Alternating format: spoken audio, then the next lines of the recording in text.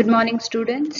So, welcome to our next class on the text Untouchable by Mulkraj Anand. Mulkraj Anand text ನಿಮಗೆ prescribe ಆಗಿರುವಂತಹ ಕಾದಂಬರಿ novel Untouchable ನ next class ಗೆ ನಿಮಗೆಲ್ಲರಿಗೂ welcome. So, what we are going to in the previous class, ಹಿಂದಿನ ಕ್ಲಾಸಲ್ಲಿ I've already told you about Indian writing in English. ಹೇಗೆ ಮೂರು ನಾವೆಲಿಸ್ಟ್ಗಳು ಕಾಂಟ್ರಿಬ್ಯೂಟೆಡ್ ಇನ್ ಬಿಗ್ ಸ್ಕೇಲ್, ಮೂರು ನಾವೆಲಿಸ್ಟ್ಗಳು ರಾಜಾರಾವ್, ಮುಲ್ಕರಾಜ್ ಆನಂದ್ ಮತ್ತೆ ಆರ್ ಕೆ ನಾರಾಯಣ್ ಹೇಗೆ ಕಾದಂಬರಿ, ಭಾರತೀಯ ಕಾದಂಬರಿ, ಆಂಗ್ಲ ಭಾಷೆಯಲ್ಲಿ ಕ್ರಿಯೇಟ್ ಆಗಿರುವಂತಹ ಭಾರತೀಯ ಕಾದಂಬರಿಗಳಿಗೆ ದೇ ಕಾಂಟ್ರಿಬ್ಯೂಟೆಡ್ ಅ ಲಾಟ್, ಮಹತ್ವವಾದಂತಹ ಕೊಡುಗೆಯನ್ನು ಕೊಟ್ಟರು in the first half of 20th century. Right, first ಇಂದ 1950 ಒಳಗಡೆ ಹೇಗೆ ಅವರು ಮೇಜರ್ ಆಗಿ ಬರೆದು they brought limelight, worlds limelight on Indian writing in English. ಇಂಡಿಯಾದ ಮೇಲೆ ವರ್ಲ್ಡ್ ನ ಅಟೆನ್ಷನ್ ತಗೊಂಡು ಬಂದ್ರು ಅಂತ I have told you in the last class. So I also gave you an introduction to Mulkraj Anand, Punjabi writer. Mulkraj Anand ಬಗ್ಗೆ ಹೇಳಿದೆ, what are his major preoccupations. ತನ್ನ writing ಗಳಲ್ಲಿ he was more concerned with societal problems ನ direct ಆಗಿ deal ಮಾಡ್ತಾ ಇದ್ರು. He was also interested in the caste question, caste issue ಬಗ್ಗೆ ಕೂಡ he was really interested ಅಂತ ನಾನು I have already told you about Mulkraj Anand. ಅಲ್ಲ, ಅವರ ಅದರ್ ಬುಕ್ಸ್ಗಳ ಬಗ್ಗೆ, Coolie and his autobiographical book, 7 Summers ಇದನ್ನೆಲ್ಲ ಹೇಳಿದ್ದೀನಿ. So in today's class let us start reading the novel Untouchable novel ನ ಓದೋದಕ್ಕೆ ಶುರು ಮಾಡೋಣ. Okay, so I going to read you the first few pages of the novel. First few pages ನ ಈ ಕ್ಲಾಸ್ನಲ್ಲಿ ಈ ವಿಡಿಯೋ ಮೂಲಕ ನಾನು ನಿಮಗೆ ಹೇಳ್ತಾ ಇದ್ದೀನಿ. And these first few pages are very important for us, ಬಹಳ ಮುಖ್ಯ, because they are going to introduce the central character. ಈ ಬುಕ್ ನ ಸೆಂಟ್ರಲ್ ಕ್ಯಾರೆಕ್ಟರ್ ಬಖಾ ನಿಮ್ಗೆ ಗೊತ್ತು, ಆಲ್ರೆಡಿ ಹೇಳಿದ್ದೀನಿ. Bakha is the central character of this book and ಬಖಾನ ಬಗ್ಗೆ ಸಾಕಷ್ಟು ಬಹಳ ಮುಖ್ಯವಾದಂತ very important information about Bakha you going to learn through these first few pages. Okay, first few pages ನ ಮೂಲಕ ನೀವು ಬಖಾನ ಕ್ಯಾರೆಕ್ಟರ್ ನ ಇಲ್ಲಿ ಅರ್ಥ ಮಾಡ್ಕೊಳ್ಳೋಕೆ ನಮಗೆ ಬಹಳ ಮುಖ್ಯ. You are also going to get introduce to the caste structure of the Hindu society. Hindu ಸೊಸೈಟಿಯ ಜಾತಿ ವ್ಯವಸ್ಥೆ ಹೇಗೆ ಇಲ್ಲಿ ವರ್ಕ್ ಆಗ್ತಿತ್ತು in Bakhana ಪರಿಸರದಲ್ಲಿ, in Bakha's environment, how it worked ಅಂತ the novel is going to, the first few pages of the novel are going to show us. ಇದು ನಮಗೆ ನಾವೆಲ್ ನಲ್ಲಿ ಈ ಫಸ್ಟ್ ಫ್ಯೂ ಪೇಜಸ್ ತೋರಿಸುತ್ತೆ. Okay, shall we start now? So first ಅಲ್ಲೇ outcasts colony, remember this word outcasts colony ಅಂದ್ರೆ ಔಟ್ಕಾಸ್ಟ್ಗಳು, ಜಾತಿಯಿಂದ ಹೊರಗೆ ಇರೋರು ಅಂದ್ರೆ ಹೊಲೆಯರು, ಅನ್ಟಚಬಲ್ಸ್ ಅಂತ ಯಾರನ್ನ ಹಿಂದೂ ಸೊಸೈಟಿ ಕರೀತಾ ಇತ್ತು. ಆ ಕಾಲೋನಿನಲ್ಲಿ ಔಟ್ಕಾಸ್ಟ್ ಕಾಲೋನಿ ಹೇಗಿತ್ತು ಅಂತ there is a physical description ಇದೆ. Outcast colony was a group of mud walled houses, ಮಡ್ಡಲ್ಲಿ ಮಾಡಿರುವಂತಹ ಮನೆಗಳು, that cluster together in 2 rows, 2 ರೋಗಳಲ್ಲಿ, 2 ರೋ ಅಂದ್ರೆ 2 ಪಂಕ್ತಿಗಳಲ್ಲಿ ಇತ್ತು ಈ ಮನೆಗಳು. Under the shadow both of the town and the cantonment. One side ಅಲ್ಲಿ ಟೌನ್ ಪಟ್ಟಣ ಇತ್ತು, one side ಅಲ್ಲಿ ಕ್ಯಾಂಟನ್ಮೆಂಟ್ ಇತ್ತು. ಈ ಬ್ರಿಟಿಷ್ ಆಫೀಸರ್ಸ್ ಎಲ್ಲ ಇದ್ರಲ್ಲ ಕ್ಯಾಂಟನ್ಮೆಂಟ್, ಆರ್ಮಿ ಸೋಲ್ಜರ್ಸ್ ಎಲ್ಲ ಆ ಕ್ಯಾಂಟನ್ಮೆಂಟ್ ಇತ್ತು. But outside their boundaries and separate. ಆದ್ರೆ ಔಟ್ಕಾಸ್ಟ್ ಕಾಲೋನಿ ಹೇಗಿತ್ತು, ಔಟ್ಸೈಡ್ ದೇರ್ ಬೌಂಡ್ರಿ, ಇದು ಎರಡರ ಔಟ್ಸೈಡ್ ಇತ್ತು, ಇದು ಹೊರಗಡೆ ಇತ್ತು, ಬೌಂಡ್ರಿಯಿಂದ ಹೊರಗಡೆ ಇತ್ತು, and it was separate from them, ಅವರಿಂದ ಅದು ಬೇರೆ ಇತ್ತು.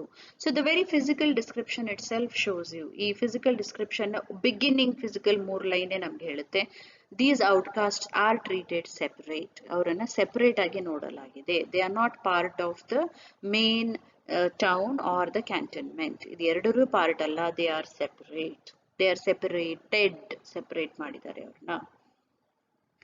ದೇರ್ ಲಿವ್ಡ್ ದ ಸ್ಕ್ಯಾವೆಂಜರ್ಸ್, ಯಾರು ಇದರಲ್ಲಿ ಸ್ಕ್ಯಾವೆಂಜರ್ಸ್ ಅಂದ್ರೆ ಟಾಯ್ಲೆಟ್ಸ್ನೆಲ್ಲ ಕ್ಲೀನ್ ಮಾಡುವಂತಹ ಸ್ಕ್ಯಾವೆಂಜರ್ಸ್ ಅಂತ ಯಾರನ್ನ ಹೇಳ್ತಾರೆ, ಅವರಿದ್ರು. There live scavengers, the leather workers, ಚರ್ಮದ ಕೆಲಸ ಮಾಡೋರು, ವಾಷರ್ಮ್ಯಾನ್ ಕ್ಲೀನ್ ಮಾಡೋರು, ಬಾರ್ಬರ್ಸ್ ಕ್ಷೌರಿಕರು, ವಾಟರ್ ಕ್ಯಾರಿಯರ್ಸ್ ನೀರ್ನ ತಗೊಂಡು ಹೋಗೋರು, ಗ್ರಾಸ್ ಕಟ್ಟರ್ಸ್ ಹುಲ್ಲುಗಳನ್ನ ಕಟ್ ಮಾಡೋರು, and other outcasts from Hindu society. Mulkraj Anand first few lines ಅಲ್ಲೇ ನಮ್ಗೆ ಹೇಳ್ತಾರೆ, all this outcast from the Hindu society lived, ಅಲ್ಲಿ ಔಟ್ಕಾಸ್ಟ್ ಕಾಲೋನಿನಲ್ಲಿ ಇದ್ರು. Okay, so you got it. It's all manual labour, very physical labour, ದೇಹವನ್ನ ಬಳಸಿ ಮಾಡುವಂತಹ ಕೆಲಸಗಳು ಅಲ್ಲಿ, ಅದರಲ್ಲೂ ಕೂಡ ಜಾತಿ ವ್ಯವಸ್ಥೆ ಯಾವ್ದನ್ನ ಕೆಳಮಟ್ಟದ್ದು ಅಂತ ಡಿಫೈನ್ ಮಾಡಿತ್ತು, ಆ ಕೆಳಮಟ್ಟದ ಜಾಬ್ಸ್ ಅಂತ ಹೇಳುವಂತವ್ರು ಔಟ್ಕಾಸ್ಟ್ ಕಾಲೋನಿನಲ್ಲಿ 2 rows ನಲ್ಲಿ ಹೊರಗಡೆ ಸೆಪರೇಟ್ ಆಗಿ ಅವರ ಕಾಲೋನಿನಲ್ಲಿ ಅವರು ಇದ್ರು. That is the first description. Okay, next comes Bakha. Bakha, a young man of 18-year-old, not very different from you. ನಿಮ್ಮ ಹಾಗೇನೆ ಇರುವಂತಹ ಹುಡುಗ, ಹುಡುಗಿ ನೀವೆಲ್ಲ ಆಲ್ಮೋಸ್ಟ್ ಅದೇ ಏಜ್ ಅವರು. Bakha is also just 18-year-old boy, ಚಿಕ್ಕ ಹುಡುಗ, 18-year-old boy, strong and able bodied, strong ಆಗಿದ್ದ ಪ್ಲಸ್ ಏಬಲ್ ಬಾಡಿಡ್, ಎಲ್ಲ ಕೆಲಸವನ್ನ ಮಾಡೋ ತರ ಇದ್ದ. He is the son of Lakha. Lakha ಯಾರು? ಲಖಾನ ಮಗ ಅವನು. And Lakha is the jamadar of all the sweepers in the town and the cantonment. Jamadar ಅಂದ್ರೆ ಒಂದು ಲೀಡರ್. ಯಾರ ಲೀಡರ್? ಎಲ್ಲ ಸ್ವೀಪರ್ಗಳು, ಆ ಏರಿಯಾಲಿ ಇದ್ದಂತಹ ಗುಡಿಸುವವರಿದ್ರಲ್ಲ ಸ್ವೀಪರ್ಸ್, ಆ ಸ್ವೀಪರ್ಸ್ ನ ಒಂದು ಲೀಡರ್ ಅವನು. Jamadar of all the sweepers in the cantonment and town, and officially in charge of the 3 rows of public latrines which lined the extremest end of the colony by the brookside. So officially public ಲೆಟ್ರಿನ್ಸ್ಗಳನ್ನ continuous ಆಗಿ ಕಟ್ಟಿದ್ರು public ಅಲ್ಲಿ. ಅದರ 3 ಲೈನ್ಗಳನ್ನ ನೋಡ್ಕೊಳ್ಳುವಂತಹ official ಜವಾಬ್ದಾರಿ ಯಾರ್ದು? ಲಖಾದಿತ್ತು. ಅಂದ್ರೆ ಲಖಾ ಅಂದ್ರೆ obviously ಅವನ ಮಗ ಬಖಾ, ಮತ್ತೆ ಇನ್ನೊಬ್ಬ ಇದ್ದಾನೆ ರಖಾ ಅಂತ, ಇವರೆಲ್ಲ ಮಾಡುವಂತಹ ಕೆಲಸ ಅದು. Okay, so remember the next mention is public latrines. ಇದು ಮುಖ್ಯ ನಿಮ್ಗೆ. ಪಬ್ಲಿಕ್ ಲೆಟ್ರಿನ್ಸ್ ಗಳಿದೆ ಇಲ್ಲಿ. Now we don't find it, ಈಗ ಬಹಳಷ್ಟು ಕಡಿಮೆ ಆಗಿದೆ. But in those days public latrines ಇತ್ತು, ವಿಚ್ ವರ್ ಕ್ಲೀನ್ಡ್. ಬೆಳಿಗ್ಗೆ ಎಲ್ಲ ಹೋದ್ಮೇಲೆ ಮತ್ತೆ somebody had to go and clean it. Imagine the difficult job of cleaning those public latrines.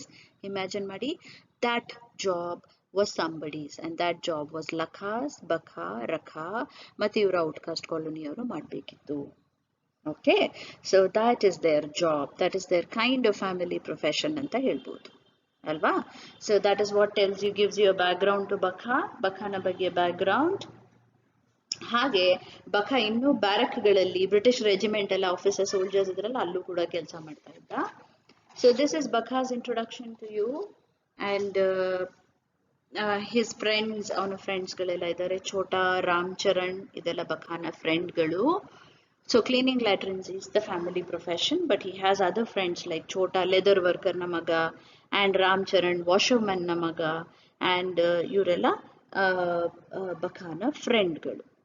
Okay, so now ಇವರ ಹಳ್ಳಿಯ ಹೆಸರು ಏನು? What is the town in which they lived? ಆ ಪಟ್ಟಣದ ಹೆಸರು ಬುಲಾಶಾ.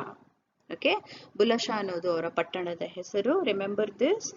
ಅಂಡ್ ಬಖಾ, ನೆಕ್ಸ್ಟ್ ಬಖಾನ ಬಗ್ಗೆ 2-3 ಪೇಜಸ್ ಅಲ್ಲಿ ವೆರಿ ವೆರಿ ಇಂಟ್ರೆಸ್ಟಿಂಗ್ ಡೀಟೇಲ್ಸ್ ಇದೆ.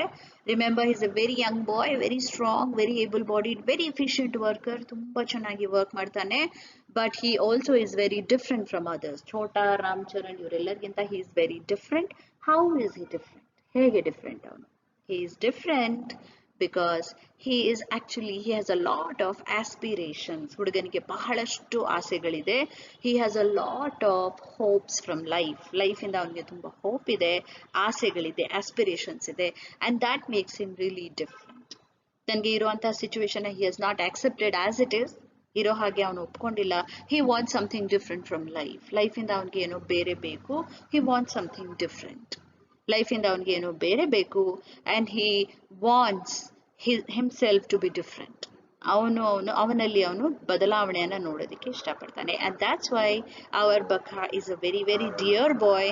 ನಮ್ಗೆ ಇಷ್ಟ ಆಗುವಂತ ಹುಡುಗ. Plus is a very very aspirational boy. Okay, ತುಂಬಾ ಇಷ್ಟ ಆಗುವಂತ ಹುಡುಗ ನಮ್ಗೆ. ಪ್ಲಸ್ ಅವನಿಗೆ ಅವನದೇ ಆದಂತಹ ಎಷ್ಟೊಂದು ಆಸೆಗಳು ಕೂಡ ಇದೆ. Okay, so there is a word used here. So Bakha wanted fashion. So ಅವನಿಗೆ ಸದ್ಯಕ್ಕೆ ಅವನು ಬ್ರಿಟಿಷ್ ಸೋಲ್ಜರ್ಸ್ ನ ನೋಡ್ತಾ ಇದ್ದಾನೆ ಸುತ್ತಮುತ್ತ. So he wants to be like them, ಅವ್ರ ತರ ಇರಬೇಕು ಅನ್ನೋಂತಹ ಆಸೆ ಇದೆ ಬಖಾಗೆ. ಸೊ ಅದನ್ನ ಅವನು ಏನಂತ ಕರೀತಾ ಇದ್ದ? ಫ್ಯಾಷನ್ ಅಂತ ಸ್ಪೆಲ್ಲಿಂಗ್ ಇಲ್ಲಿದೆ, FASHUN ಅಂತ ಇದೆ, ರೈಟ್. ಫ್ಯಾಷನ್ ನಲ್ಲಿ ಅವನಿಗೆ ಬಹಳ ಇಂಟ್ರೆಸ್ಟ್ ಇತ್ತು. He use to try to dress like the British ತರ ಸ್ವಲ್ಪ ಡ್ರೆಸ್, ಎಲ್ಲಿಂದನೂ ಒಂದೊಂದು ಡ್ರೆಸ್ ಅವನಿಗೆ ಪೇರ್ ಸಿಕ್ಕಿದೆ. ಆ ಪೇರ್ನ ತುಂಬಾ ಕಾಪಾಡ್ಕೊಳ್ತಾ ಇದ್ದ. He use to preserve it well and he wanted to look like the British. He does not want to look like a sweeper. Sweeper ತರ ಅವನಿಗೆ ಕಾಣಿಸ್ಕೊಳ್ಳೋಕೆ ಇಷ್ಟ ಇರಲಿಲ್ಲ. He wanted to look nice, he wanted to look different, he wanted to look like the British ತರ ಅವನಿಗೆ ಸಾಹೇಬ್ ಅಂದ್ರೆ ಒಡೆಯ ಅಂತ ಹೇಳ್ತೀವಲ್ವಾ, ಸೊ ಸಾಹೇಬ್ ತರ ಕಾಣಿಸ್ಕೋಬೇಕು ಅಂತ ಅವನಿಗೆ ತುಂಬಾ ಇಂಟ್ರೆಸ್ಟ್ ಇತ್ತು. Okay, he wanted to look like a ಗೋರಾ, ಆ ವೈಟ್ ಮೆನ್ಗಳ ತರ ಅವನಿಗೆ ಕಾಣಿಸ್ಬೇಕಿತ್ತು. ಎಷ್ಟೋ ಚಳಿ ಆದ್ರೂ ಪರವಾಗಿಲ್ಲ, ಹಿ ವಿಲ್ ನಾಟ್ ವೇರ್ ಆ ರಗ್ಗಳನ್ನೆಲ್ಲ ಹೊತ್ಕೊಳ್ಳಲ್ಲ, he will wear that British ಹಾಕಿ ಡ್ರೆಸ್ನೇ ಹಾಕೊಂಡು ಓಡಾಡ್ತಾ ಇದ್ದ. ಓಕೆ, ಸೊ ವೆರಿ ಒಂದು ಇಂಪಾರ್ಟೆಂಟ್ ಸ್ಟೇಟ್ಮೆಂಟ್ ಮುಲ್ಕರಾಜ್ ಆನಂದ್ ಹೇಳ್ತಾರೆ, Bakha was a child of modern India. Okay, ನನ್ನ ಟೆಕ್ಸ್ಟ್ ಅಲ್ಲಿ page number 2 end. Bakha was a child of modern India. ನೀವು ನೆನ್ಪಿಟ್ಕೋಬೇಕು, he was a child of modern India. ಅಂದ್ರೆ he had aspirations. ಮೊದಲಿನ ತರ ಅವನ ಅಪ್ಪನ ತರ ಲಖ ತರ ಎಲ್ಲ ಸಿಚುವೇಶನ್ ಒಪ್ಕೊಂಡು ಸುಮ್ಮನೆ ಇರಲಿಲ್ಲ. he was a child of modern India. he wanted change in the societyನಲ್ಲಿ ಅವನಿಗೆ ಚೇಂಜ್ ಬೇಕಿತ್ತು. Okay, and that's why Bakha is important for us, and that's why we love Bakha. Okay, so ಅವರ town Bulashah and fashion ಇಷ್ಟ ಆಯ್ತು ಅವನಿಗೆ, ಅದೆಲ್ಲ ಹೇಳಿದೆ ನಾನು ನಿಮಗೆ. So I'll read here, but Bakha was a child of modern India. The clear cut styles of European dress had impressed his naive mind. ಅವನ ತುಂಬಾ ಎಳೆಯದಾದಂತಹ ಮೈಂಡ್ನ ಕ್ಲಿಯರ್ ಕಟ್ ಯುರೋಪಿಯನ್ ಫ್ಯಾಷನ್ ಎಲ್ಲ ತುಂಬಾ ಅಟ್ರಾಕ್ಟ್ ಮಾಡಿತ್ತು. Okay, so this stark simplicity had furrowed his old Indian consciousness and cut deep new lines where all the considerations which made India evolve a skirty costume as best fitted for the human body lay dormant. Okay, Mulkraj Anand uses a very beautiful language use ಮಾಡಿ. He describes Bakha. Bakha had looked at the Tommies ಅಂದ್ರೆ ಇಲ್ಲಿ British. Bakha Tommies ನ ನೋಡ್ತಾ ಇದ್ದ. Stared at them with wonder. ಆಶ್ಚರ್ಯದಿಂದ ಅವ್ರನ್ನ ನೋಡ್ತಾ ಇದ್ದ. ಸ್ಟೇರ್ ಅಂದ್ರೆ ದಿಟ್ಟಿಸಿ ನೋಡ್ತಾ ಇದ್ದ. An amazement when he first went to live at the British regimental barracks with his uncle. ಅವನ ಅಂಕಲ್ ಜೊತೆ ಸ್ವಲ್ಪ ಟೈಮ್ ಅವನು ಬ್ರಿಟಿಷ್ ಬ್ಯಾರಕ್ಸ್ ನಲ್ಲೇ ಇದ್ದ. ಆ ಟೈಮಲ್ಲಿ he was really impressed by the British. ತುಂಬಾ Impress ಆಗ್ಬಿಟ್ಟಿದ್ದ. And he had soon become possessed with an overwhelming desire to live their life. ಬಹಳ ಬೇಗ ಅವನಿಗೆ ಅವ್ರ ತರ ನಾನು ಇರ್ಬೇಕು, ಅವ್ರ ತರ ಜೀವನ ನಡೆಸ್ಬೇಕು ಅನ್ನುವಂತಹ ಒಂದು ಬಹಳ ಆಸೆ, ಓವರ್ವೆಲ್ಮಿಂಗ್ ಡಿಸೈರ್ ಅವನ ಒಳಗಡೆ ಬಂದಿತ್ತು. Okay, he had been told they were sahibs, superior people. ಅವನಿಗೆ ಹೇಳಿದ್ರಂತೆ ಅವರು ಸಾಹಿಬ್ಗಳು, ಸುಪೀರಿಯರ್ ಅಂದ್ರೆ ಮೇಲ್ಮಟ್ಟದ ಜನಗಳು ಅಂತ, ತುಂಬಾ ಮೇಲಿನ ಜನಗಳು ಅವರು ಅಂತ. He had felt that to put on their clothes made one a sahib too. So innocent ಅಲ್ಲ ಪಾಪ. ಸೊ ಅವನು ಅನ್ಕೊಂಡಿದ್ದ ಸಾಹಿಬ್ ತರ ಬಟ್ಟೆ ಹಾಕೊಂಡ್ರೆ ನಾನು ಒಂದ್ ಸ್ವಲ್ಪ ತುಂಬಾ ಮೇಲ್ಮಟ್ಟದಲ್ಲಿ ಇದ್ದೀನಿ ಅನ್ನೋ ತರ ಕಾಣಿಸುತ್ತೆ ಅಂತ ಬಖಾನ್ಗೆ ಫೀಲಿಂಗ್ ಇತ್ತು. So he tried to copy them in everything. So ಎಲ್ಲದರಲ್ಲೂ ಅವ್ರನ್ನ ಕಾಪಿ ಮಾಡೋಕೆ ಟ್ರೈ ಮಾಡ್ತಾ ಇದ್ದ. Okay, that is our Bakha. So that's a very sweet boy, Bakha. So ನಿಮ್ಗೆ ಗೊತ್ತಾಯ್ತು, he wants the fashion of the Tommies and the British galdu. He looked at the Tommies, stared at them with wonder and amazement. He had become possessed with an overwhelming desire to live their life. See, ಅವ್ರ ತರ ಇರಬೇಕು ಅನ್ನುವಂತಹ ತುಂಬಾ humble ಆಯ್ತು ಅವನಿಗೆ. Okay, ಅವನು ಹೊಸ ಬಟ್ಟೆಯನ್ನ ಹಾಕೊಂಡು ಹೊಸ ಐಡೆಂಟಿಟಿ ನನಗೆ ಸಿಗುತ್ತೆ, ಹೊಸ ಅಸ್ತಿತ್ವ ಸಿಗುತ್ತೆ ಅನ್ನುವಂತಹ ಐಡಿಯಾದಲ್ಲಿದ್ದ. As soon as I wear new clothes, I will become like the Tommies. I will have new identity, new ಅಸ್ತಿತ್ವ ಇರುತ್ತೆ ಅಂತ ಬಖಾ ಅನ್ಕೊಂಡಿದ್ದ. Unfortunately the society does not treat him like that. Unfortunately society ಅವನ್ನ ಹಾಗೆ ಟ್ರೀಟ್ ಮಾಡಲ್ಲ. Unfortunately he goes through a lot of difficulties. Unfortunately over the text ಅಲ್ಲಿ ನೋಡ್ತೀರಾ ತುಂಬಾ ಕಷ್ಟಗಳು ಅವನು ಫೇಸ್ ಮಾಡ್ತಾನೆ. And that shows us the problems of the ಸೊಸೈಟಿಯ ಪ್ರಾಬ್ಲಮ್ಗಳನ್ನ ತೋರಿಸುತ್ತೆ, ವಿಚ್ ಇಸ್ ಸ್ಟಿಲ್ ಎಕ್ಸಿಸ್ಟೆಂಟ್, ಇವತ್ತಿಗೂ ಕೂಡ ಇರುವಂತಹ problem. Okay, so he wanted to look like a sahib, he wanted to wear clothes like the Tommies, and he preserved it day and night. Ratre ಬೆಳಗ್ಗೆ ಎಲ್ಲ ಆ dress ನ ಕಾಯ್ತಾ ಇದ್ದ ಅವನು. Okay, so Bakha was the envy of all his friends and the most conspicuous man in the outcast colony. See, all these ನಾನು double quote ಅಲ್ಲಿ ಹಾಕಿರುವಂತಹ ಸ್ಟೇಟ್ಮೆಂಟ್ಗಳು very important. You can use them in your exam. Exam ಅಲ್ಲಿ ಹೇಗಿದೆ ಹಾಗೆ ಬಳಸಬಹುದು with double quotation mark ಹಾಕಿ ಬಳಸಿ. These actually are important to describe Bakha. ಬಖಾನ ಡಿಸ್ಕ್ರೈಬ್ ವರ್ಣಿಸೋದಕ್ಕೆ ದೀಸ್ ಆರ್ ಇಂಪಾರ್ಟೆಂಟ್. ಬಖಾನ ಎಲ್ಲರೂ ನೋಡಿ ಒಂಥರ ಈರ್ಷೆ ಇತ್ತು ಎಲ್ಲರಿಗೂ, ಎನ್ವಿ, ಒಂದು ಜೆಲಸ್ ಇತ್ತು of all his friends, and the most conspicuous man in the outcast colony. Most conspicuous man in the outcast colony.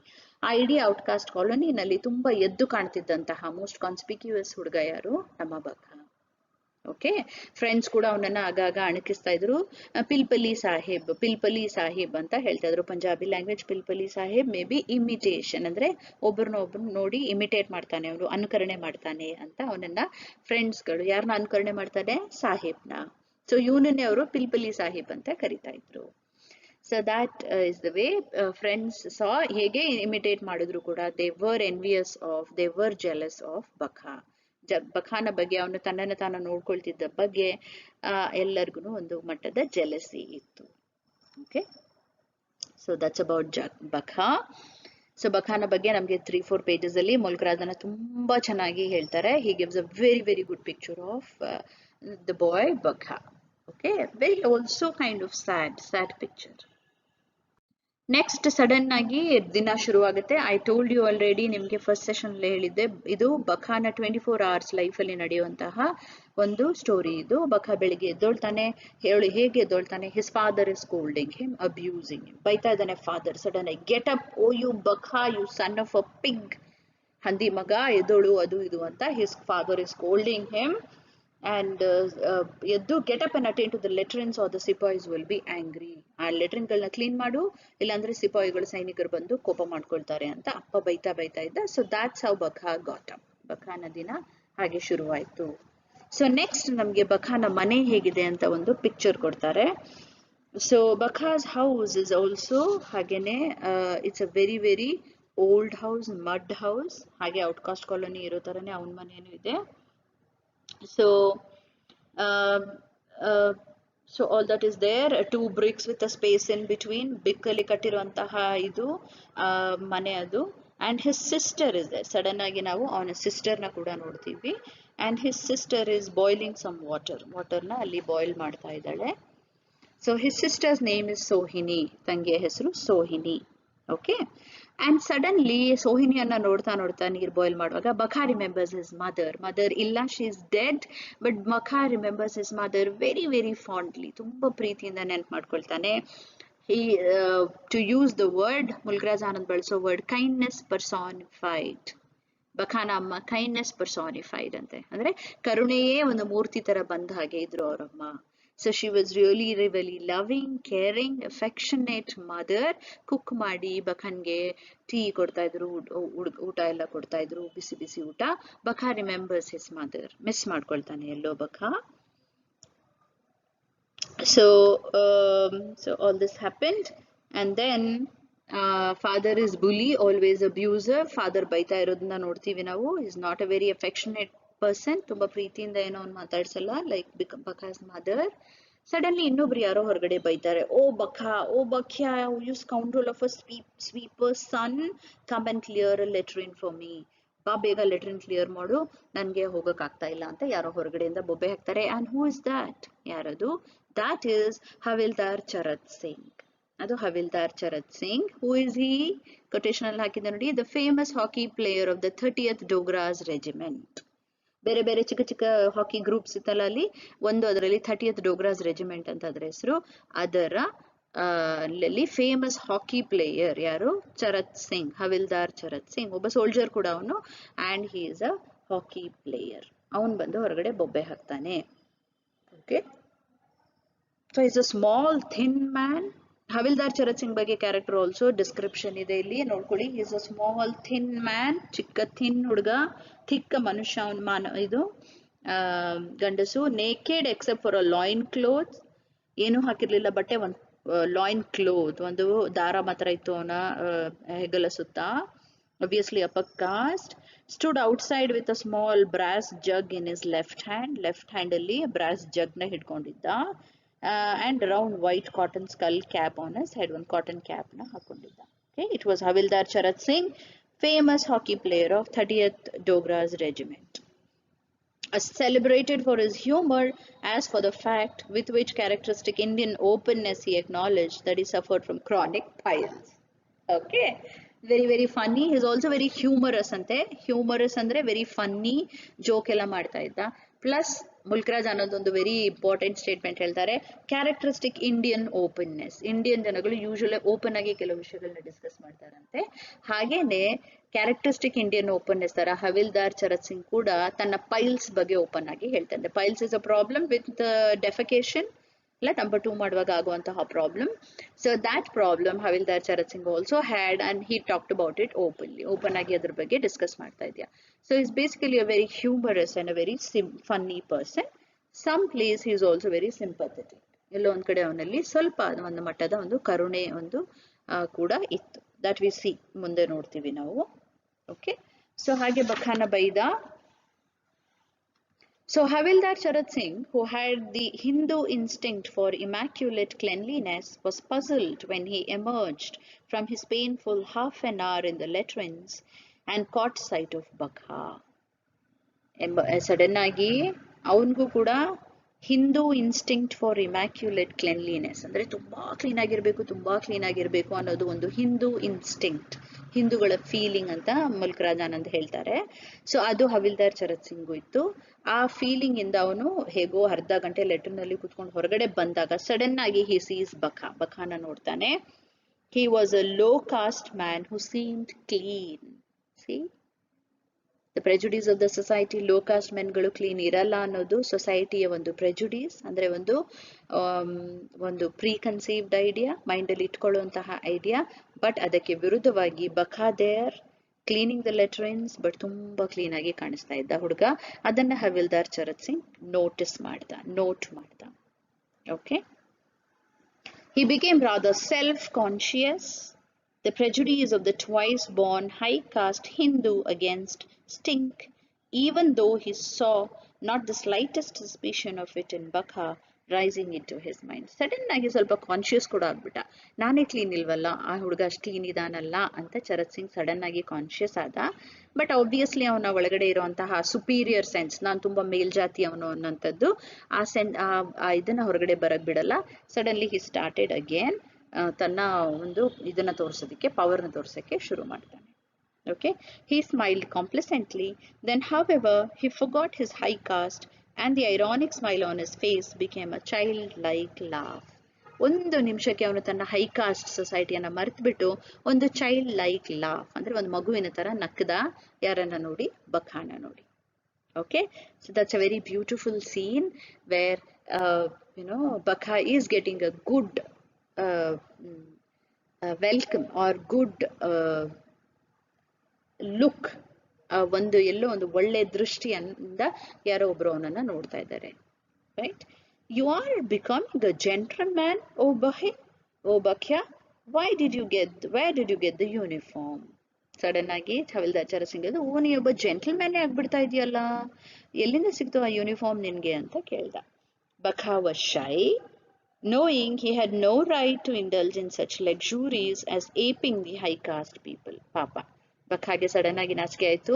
ನನ್ಗೆ ಯಾವ ಹಕ್ಕು ಇಲ್ಲ ಈ ತರ ಹೈ ಕಾಸ್ಟ್ ತರ ಕಾಣಿಸೋದಿಕ್ಕೆ ಅಂತ ಅನ್ಕೊಂಡು ಸ್ವಲ್ಪ ನಾಚಿಕೆ ಆಯ್ತು. ಸಿ ದ ಸಿಚುವೇಶನ್, ಸ್ಯಾಡ್ ಅಲ್ಲ? ಹೇ ಹಂಬ್ಲಿ ಮಂಬಲ್ಡ್, ಹಂಬ್ಲಿ ಹೇಳ್ದ, ಹುಜೂರ್ ಇಟ್ಸ್ ಆಲ್ ಯುವರ್ ಬ್ಲೆಸ್ಸಿಂಗ್, ಎಲ್ಲ ನಿಮ್ದೇ ದಯೆ ಅಂತ ಹೇಳ್ದ. ಚರತ್ ಸಿಂಗ್ ವಾಸ್ ಫೀಲಿಂಗ್ ಕೈಂಡ್. ಚರತ್ ಸಿಂಗಿಗೆ ಎಲ್ಲೋ ಒಂದ್ ಕಡೆ ಏನೋ ಒಂದು ಕೈಂಡ್ನೆಸ್ ಇತ್ತು, ಒಂದು ಒಳ್ಳೆ ಫೀಲಿಂಗ್ ಇತ್ತು ಬಖಾ ಕಡೆ. Though he did not relax the grin which symbolized 6,000 years of racial and class superiority.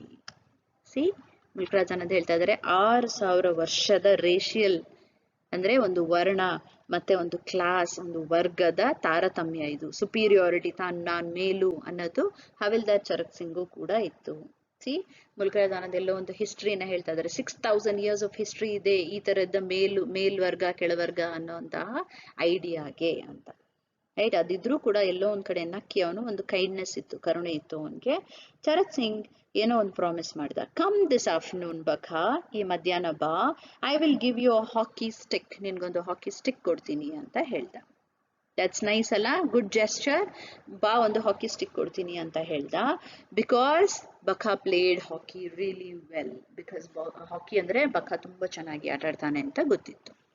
Okay, so Charat Singh generous promise, ತುಂಬಾ ಪ್ರಾಮಿಸ್ ನ, ಈ ಉದಾರವಾದಂತಹ ಪ್ರಾಮಿಸ್ ನ ಕೇಳಿ ಬಖಾಗೆ ಇಷ್ಟು ಖುಷಿ ಆಯ್ತು. He was really happy. Salute ಮಾಡ್ದ, ಅವನ್ನ ತುಂಬಾ ಸಲ ಸೆಲ್ಯೂಟ್ ಮಾಡಿ ಬೆಂಟ್ ಡೌನ್, ಮತ್ತೆ ಅವನ ತನ್ನ ಕೆಲಸವನ್ನ ಮಾಡೋದಿಕ್ಕೆ ಶುರು ಮಾಡ್ದ. Okay, so that is about Bakha and Charat Singh. So what and all did you learn? ಏನನ್ನ ಕಲ್ತ್ರಿ ಇಲ್ಲಿ? You learnt about the outcast colony, marginality, ಹೇಗೆ ಮಾರ್ಜಿನಲ್ಲಿ ಇದ್ದಾರೆ, ಎಲ್ಲಿ ತುತ್ತ ತುದಿಯಲ್ಲಿ ಇದ್ದಾರೆ, ಯಾವುದು ಹಿಂದೂ ಸೊಸೈಟಿಯ ತುತ್ತ ತುದಿಯಲ್ಲಿ ಔಟ್ಕಾಸ್ಟ್ ಕಾಲೋನಿ ಇದೆ. ಪ್ಲೈಟ್ ಆಫ್ ಅನ್ಟಚಬಲ್ಗಳು ಹೇಗೆ ಕಷ್ಟವಾದ ಸಿಚುವೇಶನ್ ಅಲ್ಲಿ ಇದ್ದಾರೆ ಅಂತ ಕೂಡ ಇದು ಹೇಳ್ತು. ಹಾಗೆ ನಮಗೆ very important, Bakha's character stands out for his aspirations, hard work, friendliness, filial affection and ರಿಫ್ಲೆಕ್ಟಿವ್ನೆಸ್.